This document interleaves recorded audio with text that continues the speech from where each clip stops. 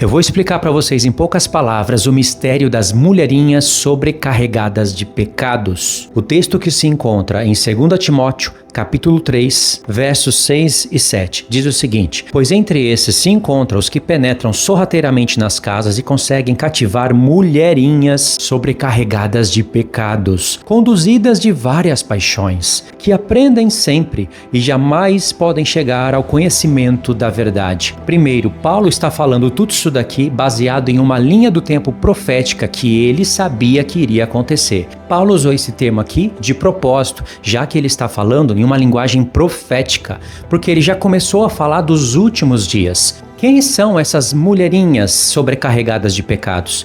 No contexto, Paulo fala que elas estavam sendo enganadas por alguns tipos de mestres que sorrateiramente penetravam nas casas dessas mulherinhas e enganavam elas. Esses enganadores, que são testemunhas más, e essas mulherinhas fazem parte da lista dos homens cruéis que Paulo começa a falar no capítulo 1. Paulo está denunciando a apostasia daqueles que foram chamados, mas que andam nas obras dos ímpios do mundo. E por isso que ele usa esses termos aqui. Não faz o menor sentido o apóstolo Paulo está denunciando apenas pecados de mulherinhas, como se só as mulheres estivessem corrompidas. Será que os homens não estavam corrompidos? Por que Paulo quer destacar aqui mulheres? Porque Paulo quer chamar a atenção para várias igrejas. As igrejas de antes estavam em suas casas, e quando tinha um templo maior para uma reunião maior de uma comunidade, o templo tinha o nome da cidade e não placas evangélicas como nós temos hoje. E vejam que essas pessoas estavam sempre aprendendo, mas não chegavam ao conhecimento da verdade.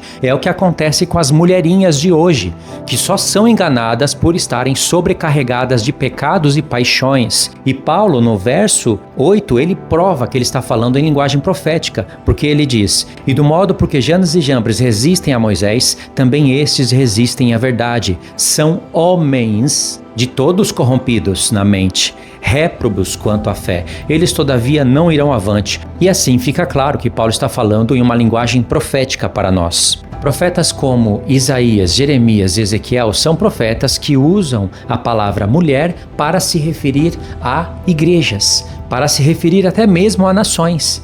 E lá no livro do Apocalipse nós temos tudo isso confirmado.